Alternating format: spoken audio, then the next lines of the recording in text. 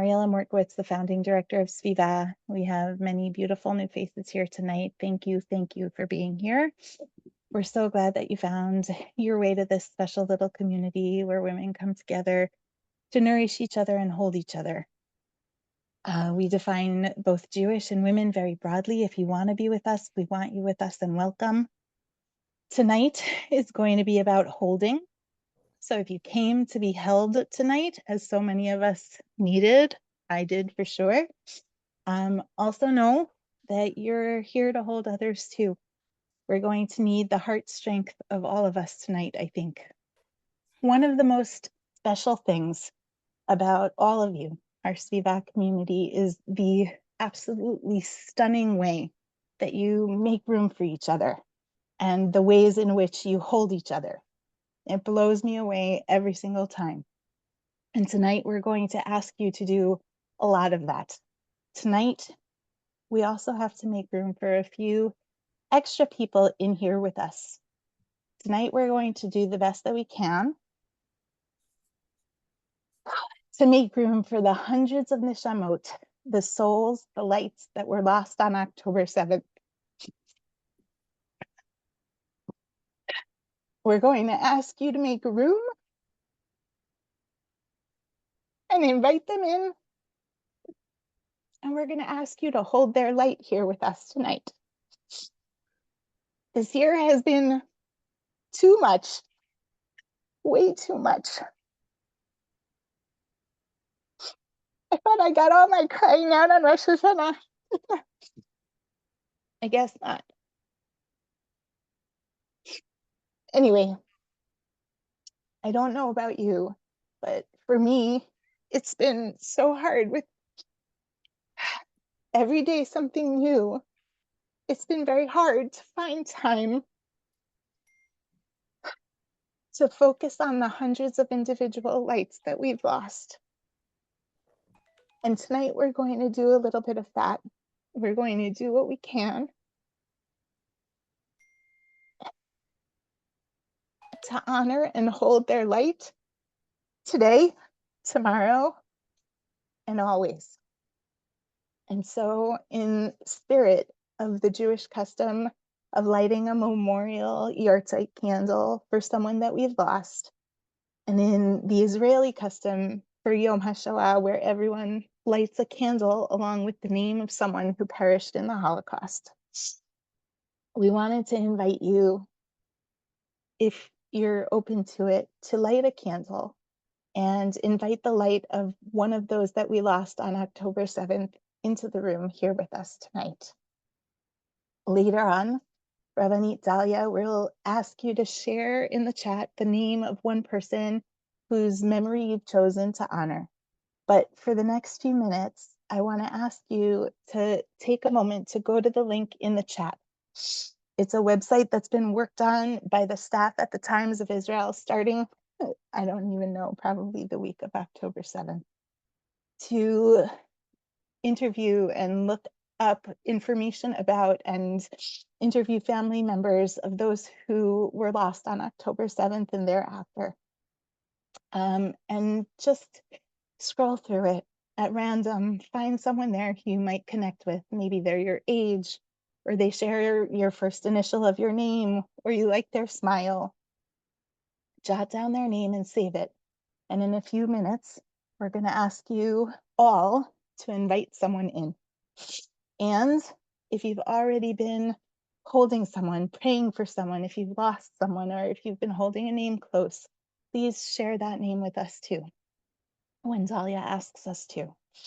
I want to thank Rabbanit Dalia Davis and Rabbanit Aliza Sperling, as always, for bringing us together tonight and so many other SVIVAH nights. You gather us in ways that hold our hearts and teach us to better hold each other. And may we do what we can to keep the light in this world of these beautiful neshamot as much as we can. May our prayers reach their neshamot, their souls. May our prayers reach those who still need to come home.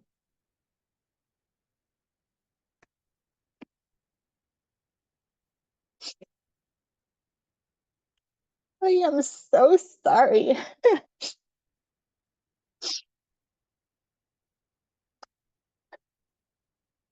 And may we use the energy and weight that we're all holding in our hearts to be that energy that this world needs to walk forward into a year of light. Thank you for being here, Rabbanit Dalia. Thank you so much, Ariella. Thank you also for modeling for us what it means to be in our emotions and in our hearts as we enter into this space, as we enter into this really hard time. We're all here together, and we're going to make the next hour or so an experience of both remembering and hoping and being a part of a community that holds each other during really, really hard times. We're going to start tonight with a song. This is a modern song that was created by Bendheim. He created it along with survivors from the Nova Festival. This song expresses the raw feelings of these survivors and everything that they were experiencing, and it offers us a small glimpse into their lives and into their hearts. I'm going to share with you some of the lyrics, and then we'll play the song for you. So if we can put the lyrics on the screen share, thank you. We'll just look at some of them together. Ze beseder lo להיות beseder. It's okay not to be okay. It's okay to sing when you're in pain. It's okay to cry every morning, and despite it all, to get up in the end. It's okay not to be normal. It's okay to say a word. It's okay to dance until morning comes in darkness, full of hope. The easiest thing to do is to hide your face, to keep it inside for many thousands of years. My head screams from inside. To pray over the small moments. Everything is normal. We change. Only in my heart I keep the faith. I most want to be together, never to be alone. I most want to sing loud, to hold your hand. I most want to live without fear. It's okay to laugh for no reason. I most want to embrace closely. It's okay to love. We'll put the full set of lyrics into the chat, and we're going to play now for you the video. And in the video, you'll see both the artist as well as all the people who created the song who were survivors of Nova.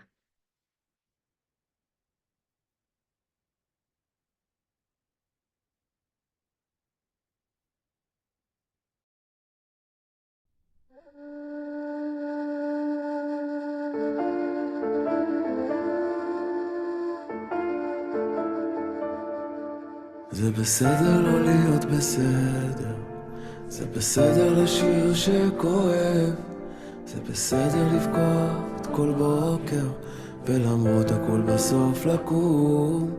זה בסדר לא להיות נורמלי, זה בסדר לא לומר מילה, זה בסדר לקוד עד הבוקר, בחושך מלא תקווה. הכי קל להסתיר פנים, לשמור בבטן עוד אלפי שנים. הראש שלי צורח מבפנים, להתפלל על רגעים קטנים, הכל רגיל אנחנו משתנים, רק ללב שלי שמרתי אמונים. הכי רוצה להיות ביחד, אף פעם לא להיות לבד. הכי רוצה לשיר חזק, להחזיק לך את היד. הכי רוצה לחיות בלי פחד, זה בסדר לצחוק סתם ככה.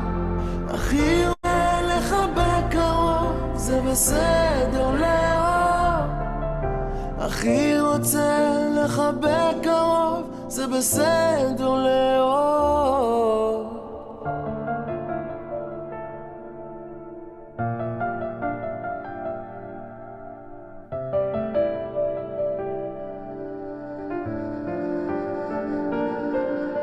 בסדר להתאבל, להתלבש יפה, זה בסדר לאבד כיוון. החיים הולכים קדימה, אז מי אני שלא אמשיך? זה בסדר לא למצוא את התשובה, זה בסדר להתפלל האמונה, זה בסדר לשאול 1000 שאלות אם להיות או לא להיות. הכי קל להסתיר פנים, לשמור בבטן עוד אלפי שנים. הראש שלי צורח מבפנים. הכי רוצה להיות ביחד, אף פעם לא להיות לבד. הכי רוצה לשיר חזק, להחזיק לך את היד. הכי רוצה לחיות מפחד, זה בסדר לצחוק סתם ככה. הכי רוצה לחבק קרוב, זה בסדר לאהוב. הכי רוצה להיות ביחד, אף פעם לא להיות לבד. הכי רוצה לשיר חזק, להחזיק לך את היד. הכי רוצה לחיות מפחד, זה בסדר לצחוק סתם ככה. הכי רוצה לחבק קרוב, זה בסדר לאהוב. הכי רוצה לחבק קרוב, זה בסדר לאהוב.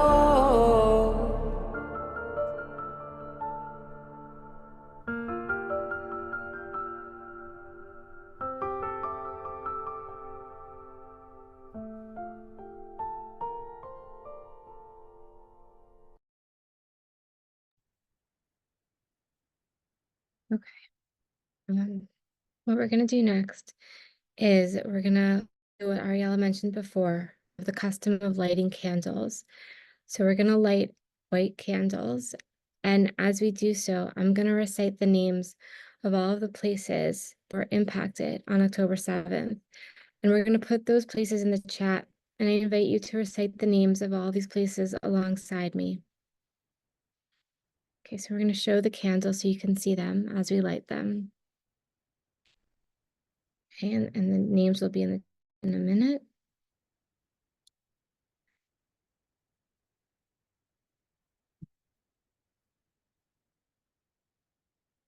Kibbutz Sufa, Kibbutz Ein HaShlosha, Kibbutz Magen, Kibbutz Nachal Oz, Kibbutz Re'im, Kibbutz Nir Yitzchak, Cholit, Sderot, Nir Oz, Kfar Aza,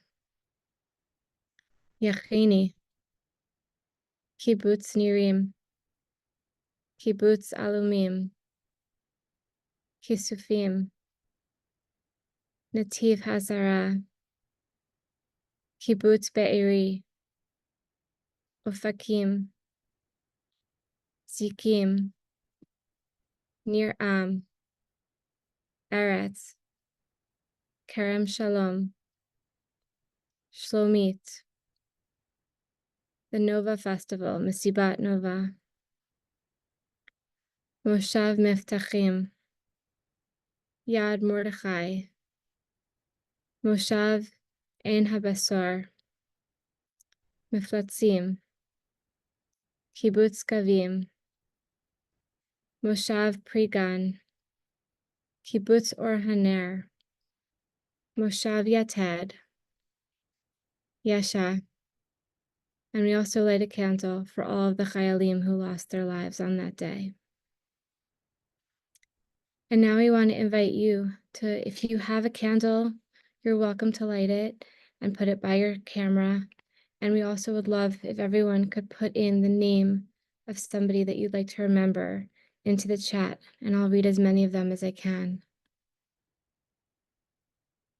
Omri Miran, Master Sergeant Ari Zedelman, Noya Dan, the Kutz family, Hirsch Goldberg Poland, the entire Simantov family, Eden Yerushalmi, Carmel Gat, David Listov, Dr. Lilia Gorvich, Sharon Hirsch, Naomi Bekar, Captain Omer Wolf, Adine Kaplan, Tatiana Schnittman, Vivian Silver, Sergeant First Class Ohad Cohen, Romy Gonan, Masters Ezenkot, Haley Solomon, Amir Naim, Tamir Adler, Danielle Perez, Haley Solomon, the B-Bus Boys, Amir Naim,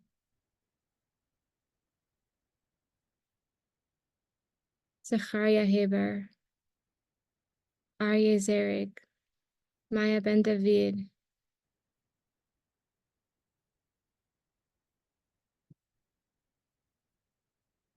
Ronan Deichman, Staff Sergeant Yaad Ben Yaakov, Sharon Hirsch Uznam from Ramat HaSharon, and every beautiful Jewish soul. You know, there's so many more names.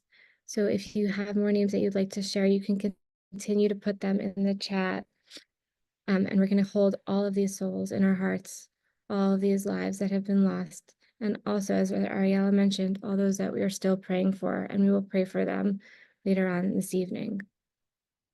So for now, we're going to turn to a tefillah, the traditional prayer that is said for those who are no longer with us in this world. It is said at funeral services, at Yisker services, and any other such moment. There's the Kel Malei Rachamim.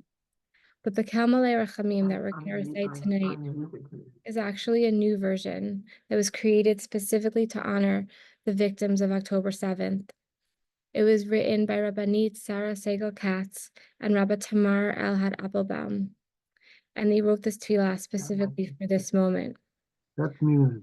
We are blessed to have Rabba Wendy Amsellem with us tonight, who will lead us in this tefillah. Rabba Wendy, you can see her full bio in the chat. She teaches Talmud and Halakha at Maharat, and she's the director of the Beit Midrash program. And after Wendy, we will have this tefillah recited in English by Aileen Goldstein. In addition to Eileen's bio, which you'll also be able to see in the chat, Aileen is a cousin of Hirsch Goldberg Poland, who was taken hostage on October 7th and murdered in captivity last month. Eileen's advocacy for Hirsch has been fierce and inspiring. And Aileen, we all send our love to you and your family and commit to fighting for the remaining hostages. Rabba Wendy. אל מלא רחמים, בעולם שלא היו בו רחמים, המצא מנוחה עדינה תחת כנפי השכינה, במעלות הנשברות של זוהר האדם, לנשמת כל מי שנפגעו ונפרעו פרעות וחוזבאות בשביעי באוקטובר, על האימה אשר פקדה איש ואישה, זקנים ובני הנעורים, ילדות וילדים, שאין פינו יודע כיצד לזעוק ולאומרה, בעבור שאנו מקוננות ומקוננים בעבורן, בעבורנו, על זה היה דבר ליבנו, על אלה חשכו עינינו, אוי לנו כי נשברנו, אוי כי בתינו שינו, כי נשבותינו וגופנו עונו, ופנינו חשכו. לכן בעל הרחמים יגלה סבלותינו לעולמים, ומסוף העולם ועד סופו ישמעו הקולות הנעלמים, וישמור בצרור החיים נשמתנו, החיים הם נחלתנו, ונבוא בשלום להחלמתנו, אל נא רפנה לנפגעות ולנפגעים, אל נא רפנה למשפחות ולמטפלים, אל נא רפנה לנו כולנו, ונאמר אמן.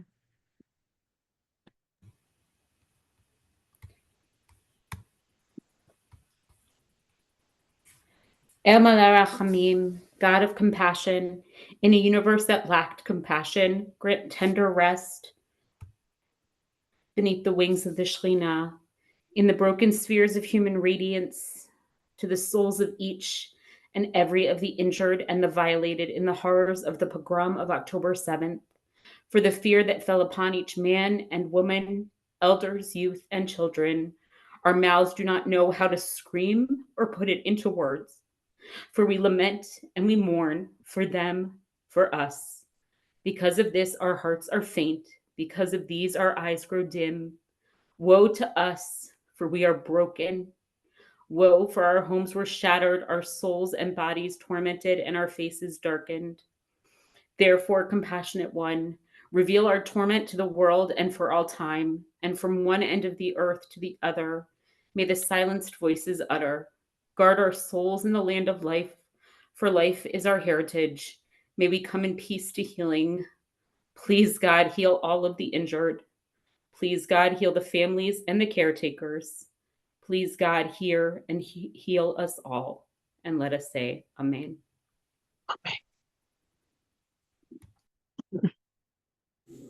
Thank you so much, Rabba, Wendy, and Aileen. Aileen, you've been here with us when you were advocating so fiercely for Hirsch, and all of our hearts are with you and with the family. We are broken, as you just said, we are broken, but I hope that your family's broken hearts feel our broken hearts and get some measure of consolation.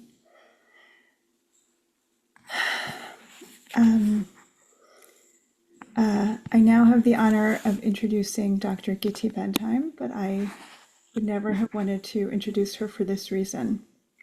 Dr. Giti Bendheim is a psychologist and psychoanalyst in private practice in New York.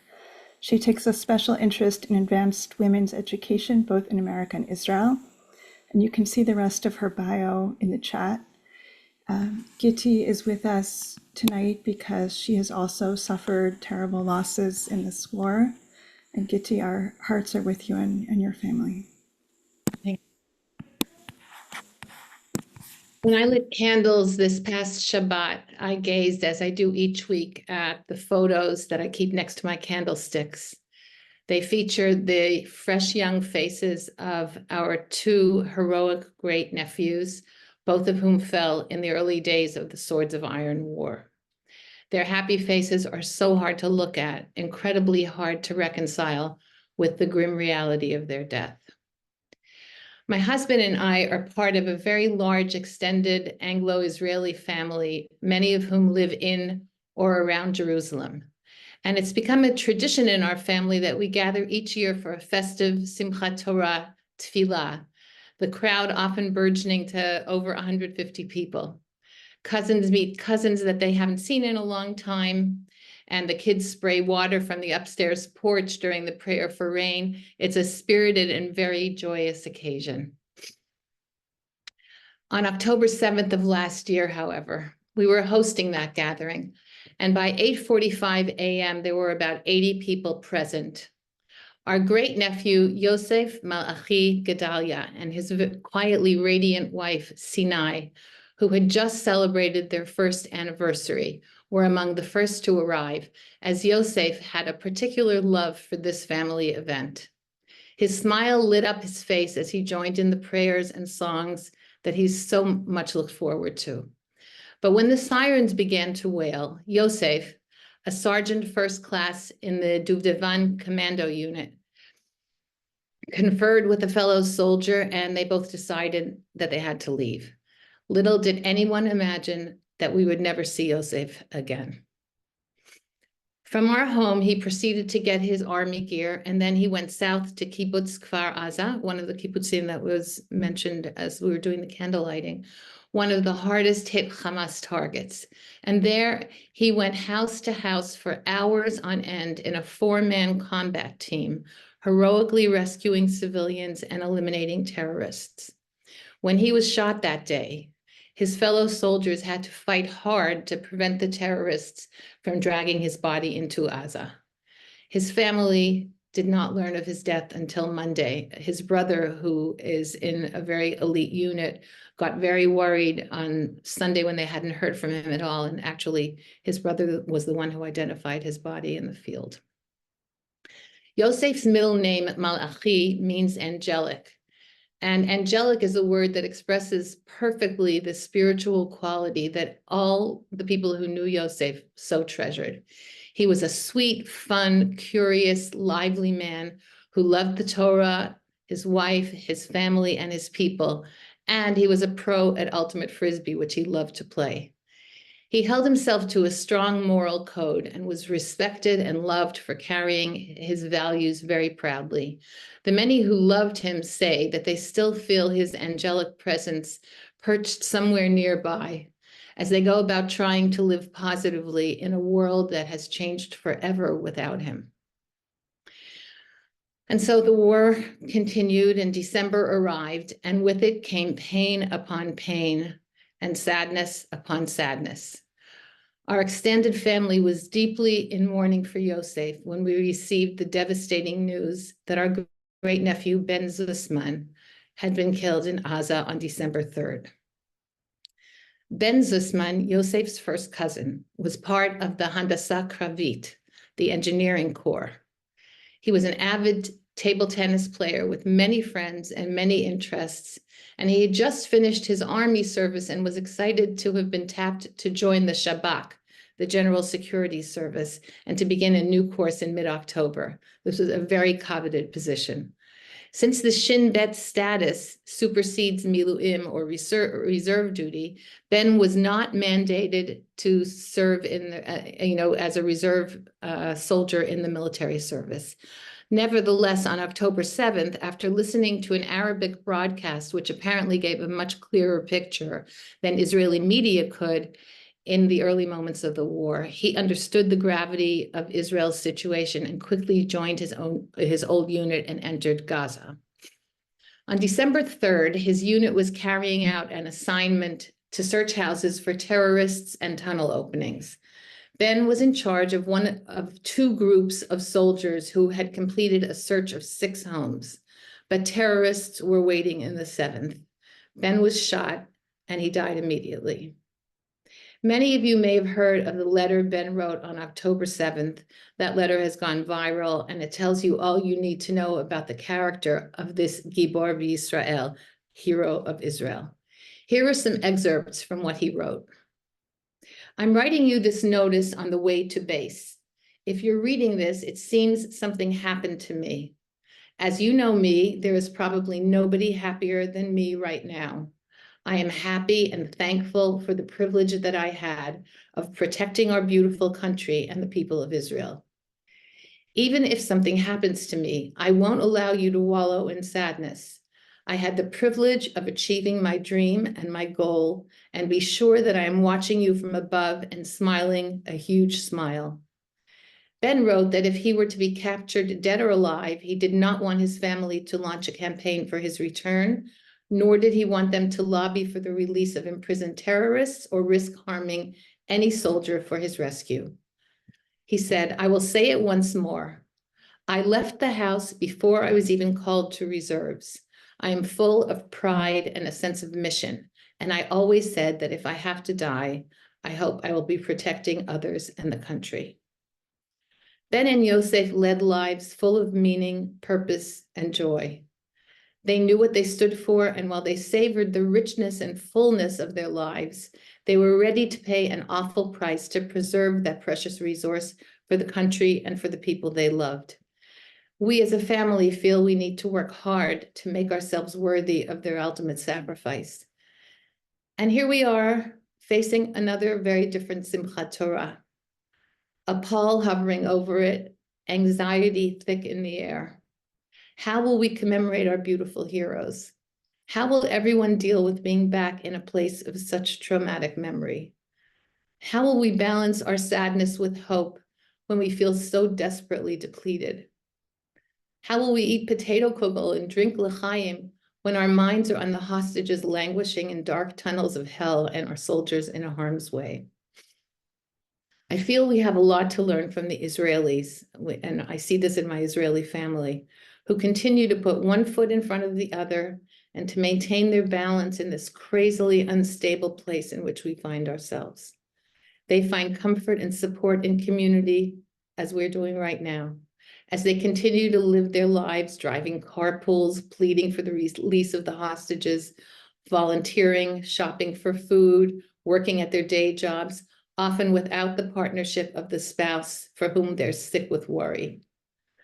Through some combination of faith and grit, they find the resilience to carry on in spite of their sadness, their anger, their disappointment, making endless liters of lemonade out of their bitter harvest.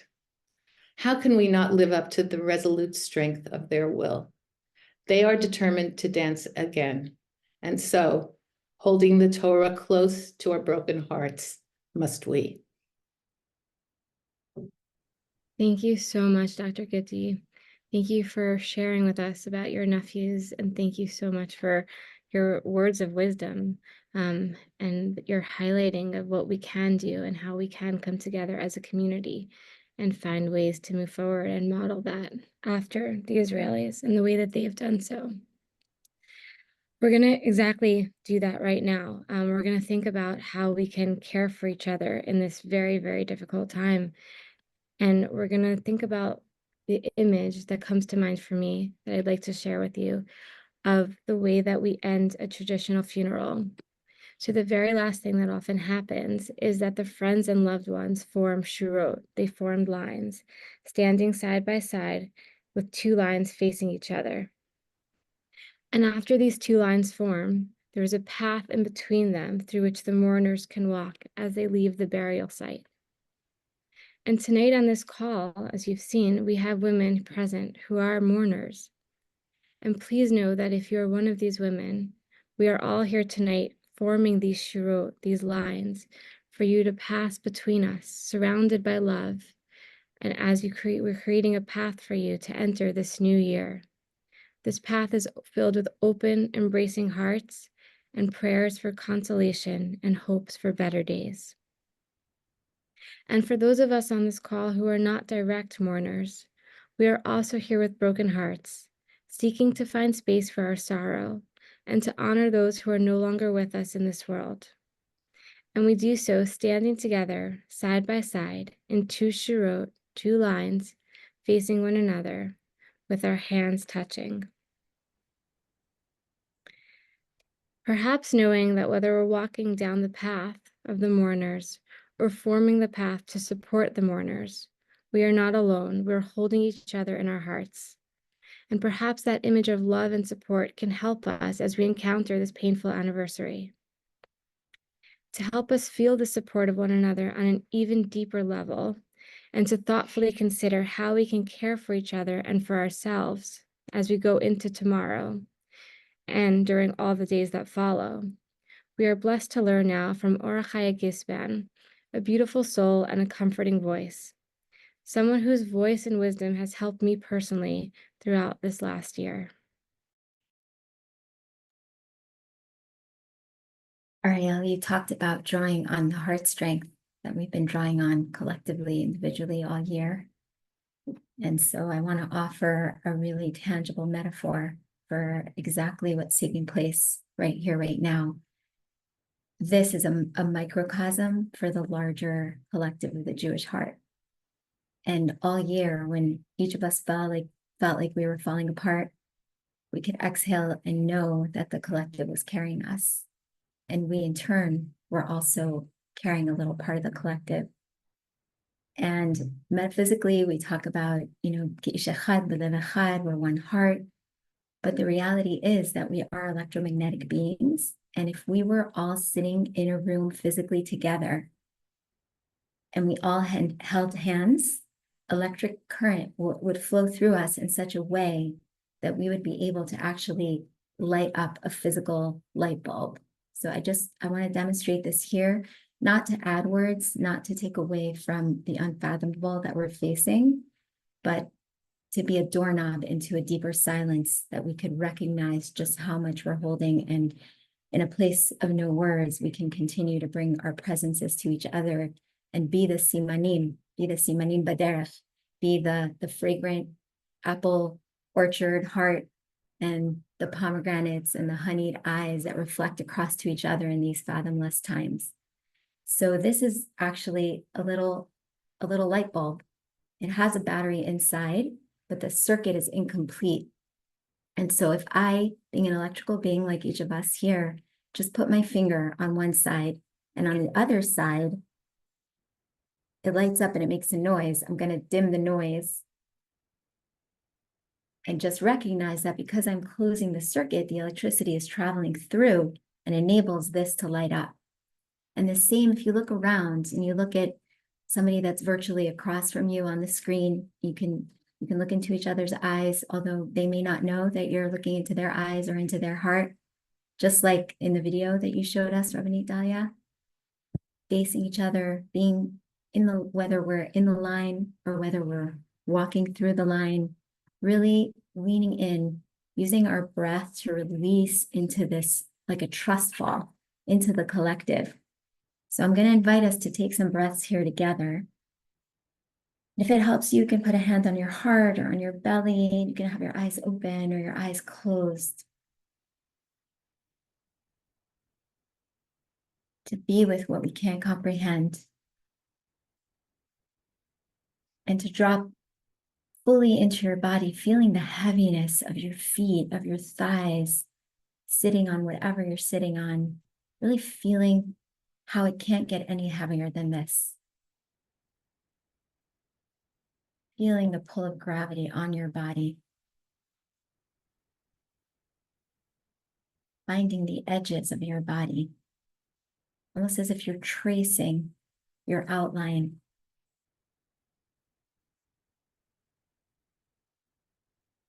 Feeling the back of your body, the edges of your hands. And then slowly inviting expansive breath, fresh oxygen to suffuse and meet these hard edges.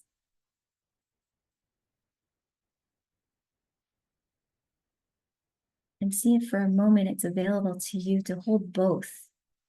The contracted limitation, the walls of our body, the boundary, the impossible.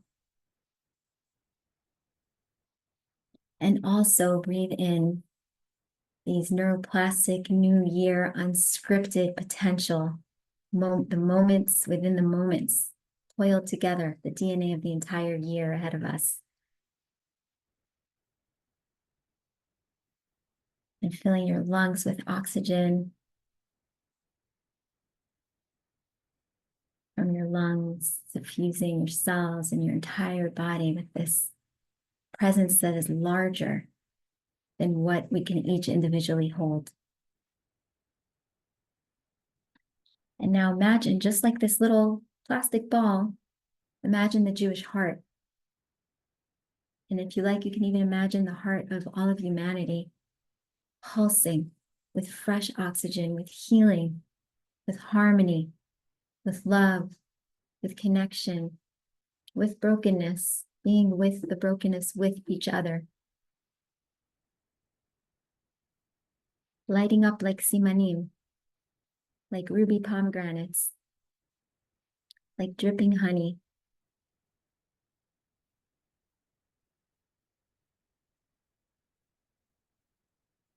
And with this, I want to offer one more practical tool that actually comes from a scientifically validated mind-body technique called neuro-emotional technique.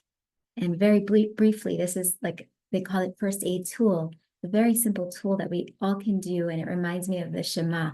So I think of it as a therapeutic Shema. So you can presence an emotion or feeling that's present for you. And you can then put your hand on your forehead to bring blood flow to your frontal lobe, away from your limbic system. You might even lean forward to bring that blood all the way into your frontal lobe.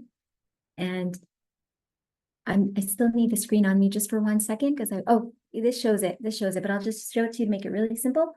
Along the edge of your side of your thumb, there are points that connect to pulses. And there's one right here on the bottom of the thumb, and 3, as if your body is an instrument, like you're holding a guitar.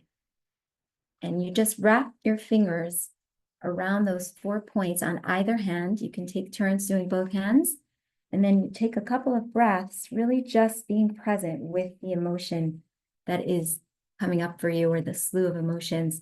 So let's just take a couple of minutes to do this therapeutic Shema of presencing within the pain, within the darkness, of feeling that sense of holding and being held.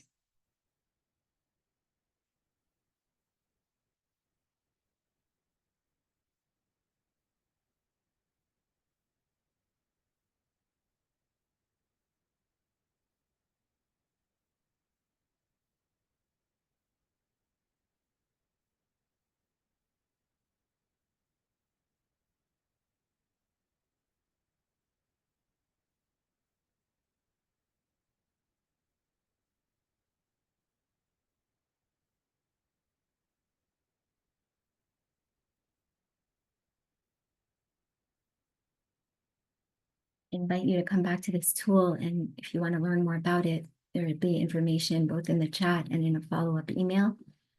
But whether it's this tool or any other tool, really taking care of our souls within our bodies is one of the highest ways to honor those we've lost. We're continuing to be asked to bear the unbearable. And so really moving the current, the electricity, the current of emotion through our body and not letting it stagnate and get stuck inside of us is really crucial. And especially as we're in this arc between Rosh Hashanah and Simchat Torah, moving closer and closer towards Simchat Torah, I bless us that we be able to continue to hold each other, continue to be a luminous heart. Know that no matter where you are, you're one breath away from the collective. So you can always just exhale into this SVIVAH, into this embrace, into this hold. And we are all here together, and we will continue rippling out like concentric circles until everybody is included, until there really is wholeness and harmony, until we really have one massive Simchat Torah circle and we're all dancing. And instead of it being Ish Echad B'Lev Echad, the way it was at Matan Torah, where our souls had to depart our bodies to taste that unity, we will be dancing, singing, just like the intention of all the beautiful souls at the Nova Festival.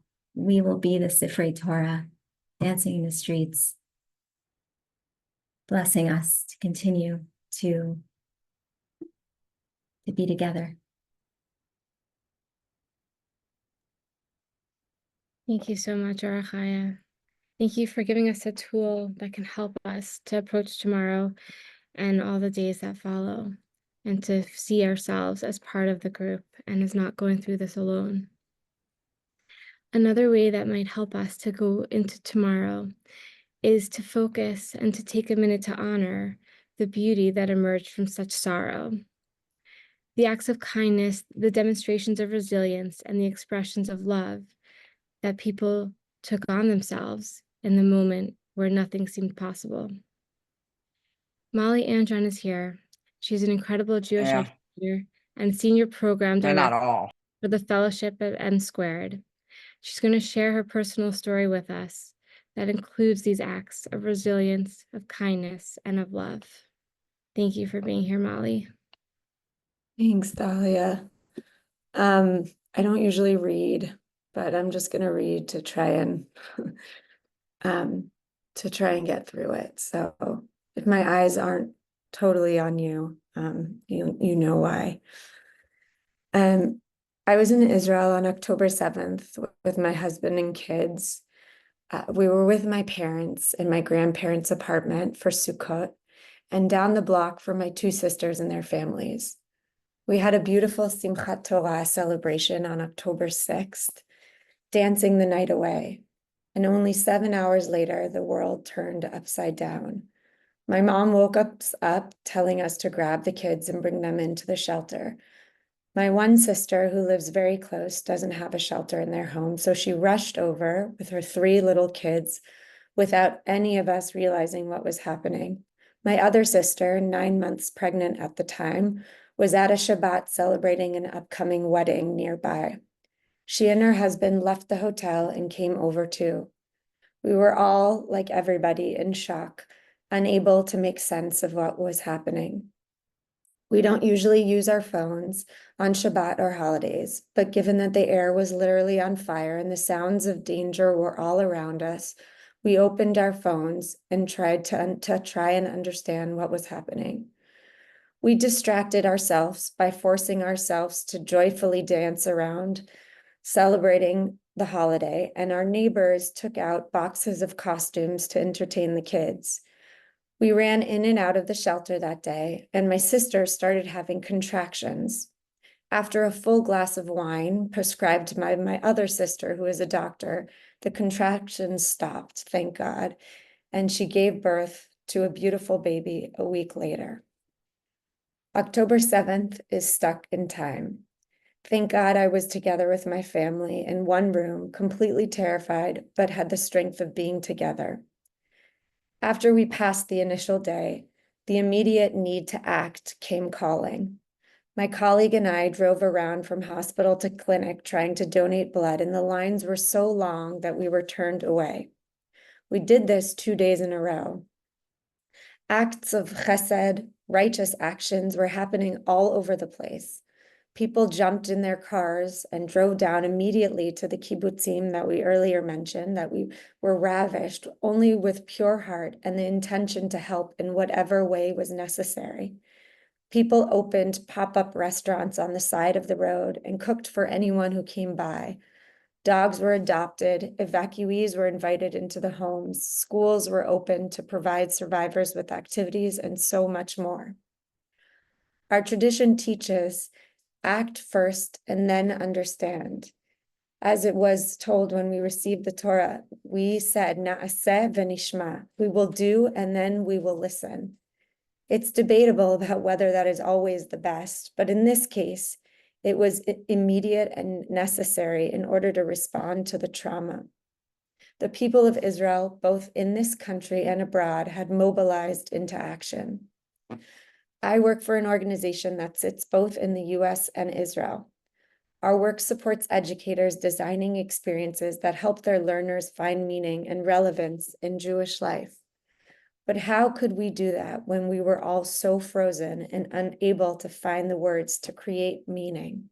So first, we acted. One of the first acts that we did was help build the Jewish Civilian Command Center called the Chamal.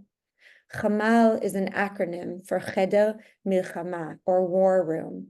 It refers to a command center or a situation room in which people are mobilized for the war effort. Apart from the military command centers that were operating around the clock, these command centers became a lifeline, entirely run by volunteers to meet the needs of the moment. There were 26 different centers within it, from relocating refugees to babysitting for essential workers or making sure that no one was alone in their grief at shivas and funerals. Compared to the destruction outside, inside these command centers was filled with movement and vitality, like a beehive buzzing with endless activity. The individual stories of connection and meaning that flowed within the Chamal and beyond are unbelievably moving. Oh, for example, a woman in Jerusalem who started a jogging club for survivors. Every night they would jog together and then just sit and have tea. Or a boy who was scheduled to have a bar mitzvah the morning of the attacks in Sderot, who lost family and his home and was thrown a bar mitzvah that brought him so much joy and laughter. Or a man who lost his son fighting and still showed up and danced in synagogue to celebrate the engagement of a community member. When asked how he could possibly dance, he said, "How could I not? If people come to mourn with me, I must find the strength to celebrate with them." There are so many stories like these that I can share. Each of them provide lightness and some strength as we continue to move through and make meaning of this difficult time.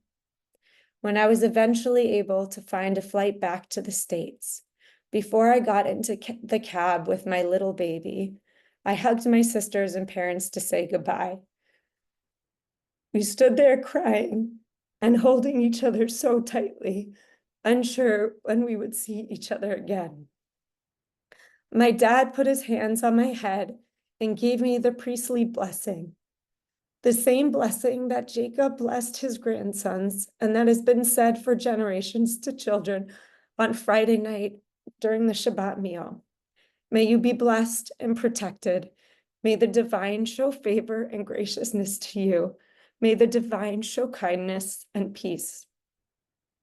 I truly believe that these acts of kindness that have been emitted and acted upon since October 7th, both in Israel and around the world, are helping us to continue to find a path forward and are giving us the hope and strength to one day build this world with love. I mean, thank you so much, Mollie, for sharing all of that with us. As you mentioned, the tefillah and it can come and care for us in a moment where we don't have words. And we're now going to turn to tefillah again. And Rabba Wendy is going to lead us in a tefillah, a new tefillah, written from an ancient tefillah. Rav Yosef Tzvi Rimon created a new version of Avinu Malkeinu that was put out by the Zohar organization in Israel. This version of Avinu Malkeinu takes the ancient words, our father, our king, or our parent, our king, and puts wishes and hopes that we all carry with us now at this time as the stanzas that follow. So we'll share the tefillah with you. And as we're doing this, we're going to light the yellow candles to sit alongside the white ones. The white ones are the candles where we remember those lives who have lost. And the yellow candles are for those that we wish desperately will come home, for the chatufim, for the hostages. So as you hear this tefillah, you're welcome to either put in the chat tefillot prayers that you have for the hostages, or if you'd like to share any names that you're carrying with you, and you can watch as the candles are lit as well.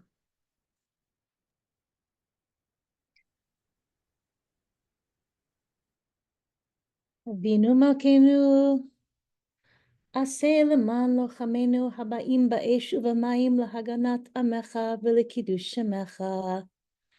אבינו מלכנו, עטרנו בעטרת ניצחון על אויבינו. אבינו מלכנו, השב את חטופינו לחיים ולשלום, למען שמך הגדול. אבינו מלכנו, שלח רפואה שלמה לפצועי המלחמה, והפגועים ולכל חולי עמך.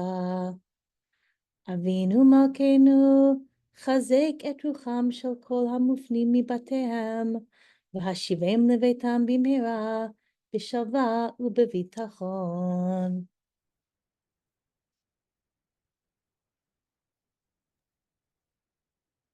Thank you so much, Rabba Wendy. And we're now going to turn to a song, an Israeli song that again has both an ancient or an older and a newer flavor to it. The song is called Or. It was written originally by Naomi Shemer. And the version we're going to see is going to also see an additional song called Shehashemesh Ta'avor Alai, written by Yoram Taharlev, that's going to be integrated into the song Or. Or means light. And I'm going to share with you some of the lyrics, and then I'll explain the video you're about to see. So we'll put the lyrics on the screen so you could look along as I read them. Or ola baboker, ala gam rachok zocheret, ken, ani zocheret, velo achtal velo ashtok. Light rises in the morning, on a distant lake. I remember. Yes, I remember, and I won't stop, and I won't keep silent. Light that heralds the early rising and the sunrise, I remember. Just to see it again, more than this, I don't need. Sun, bring the sun. If my skies are full of clouds, I close my eyes, but the sunlight is within. And the version of this song that you're going to see is going to be performed by Yuval Dayan, who is singing with Daphna Eliakim. Ella and Daphna Eliakim, 8 and 15, were taken captive by Hamas terrorists on October 7th from their father's house in Kibbutz Nachal Oz. The sisters were released on November 26th as part of the hostage deal. Daphna, who's featured in this video, is 15 years old. We'll put the full lyrics in the chat if you'd like to see them as we play the video for you.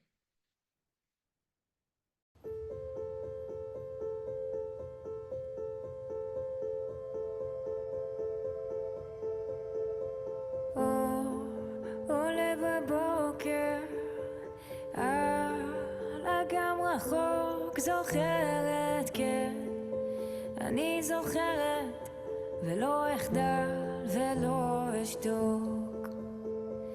אור שמבשרת השכמה והזריחה, זוכרת רק לראות עוד פעם, יותר מזה איני צריכה. שמש אביהו שמש עם שמיים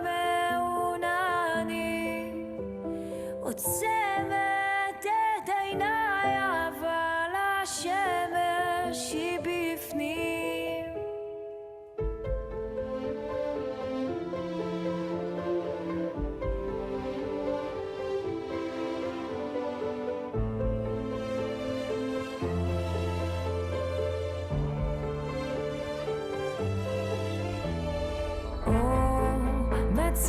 בצהריים על האדמה זוכרת חלקת המים ועל שתיל ועל קמה אור יורד בערב על שדות חיי זוכרת אור אני זוכרת זה אור יומי זה אור ימי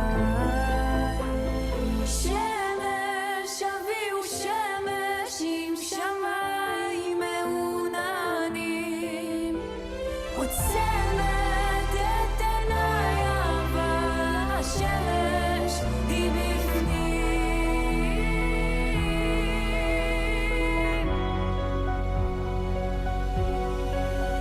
רק תפילה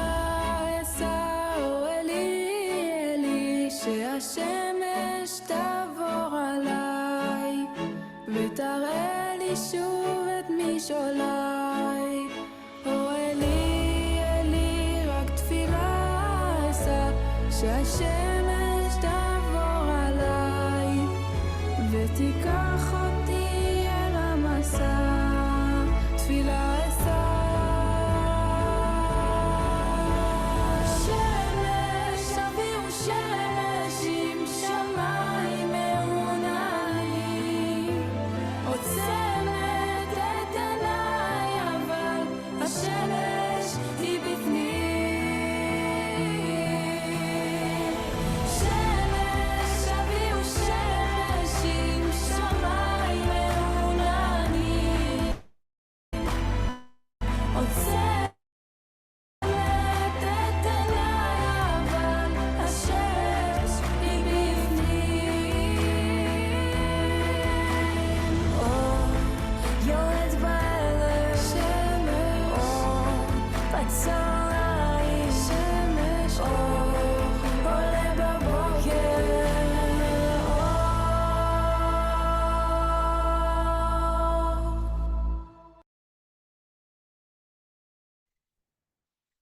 In this moment, we're going to turn to the light and we're going to add another color of candles to our white candles for memory, our yellow candles for the hostages. And now we're going to add blue candles. And these candles are for hope. Months ago, in one of our programmings, we had a list of what was called impossible prayers that were shared with us. And those impossible prayers, which I think will be put in the chat, are prayers that we deemed at that moment to be impossible. And now months has passed, and we are back to October 7th again, back to Simchat Torah. And this time, as we offer our prayers, we're not going to claim that they're impossible. We're going to switch the words and say these are our prayers of hope. And as we say our hopeful prayers, I invite you to put your hopeful prayers into the chat, and I'll read them as many as I can as we light the blue candles.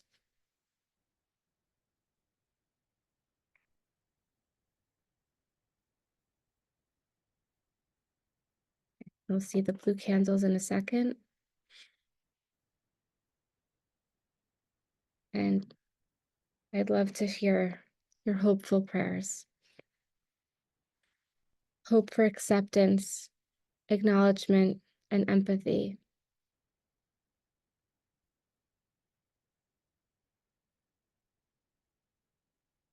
May all the hostages come home intact and able to heal. Hope for peace and joy and to dance again. Praying for peace and understanding.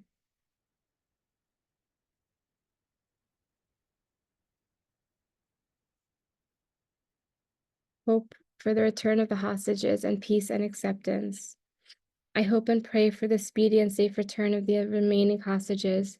I pray for healing for those in pain and suffering. I pray we may laugh again. Hope for safety and strength. Make Kfir run home freely and his brother Ariel join his friends at kindergarten very, very soon. I hope that no one will have to hide for safety. Hope for the safety of all of Israel. Praying for an end to anti-Semitism and for peace. My prayer is that the world and the UN make Hamas release the hostages independent of anything else. Hope for safety for Chayalim and Chayalot. Just saying how thankful I am for this space tonight. Thank you. Hoping for the return of all our hostages, peace, and the end of scary anti-Semitism rising worldwide. Hope for health and healing for all. And if we can switch the screen so we can see the blue candles. Thank you so much. There they are. And there are still more prayers coming in, prayers for hope. So I encourage you to read more of them. And you can give each other hearts or other reactions as you read through the beautiful prayers. And we're going to close with another prayer, a prayer that acknowledges the moment that we're in right now between Rosh Hashanah and Yom Kippur. It's tefillah that we're constantly reciting, and that invokes both the moments of Rosh Hashanah and Yom Kippur and its closing. And we're going to go back to the Avinu Malkeinu phrase that we used earlier and now sing the traditional closing. So Rabba Wendy's going to lead us in that closing of Avinu Malkeinu. Avinu Malkeinu, Chonenu Vaneinu. Avinu Malkeinu, Chonenu Vaneinu, Ki ein banu masim.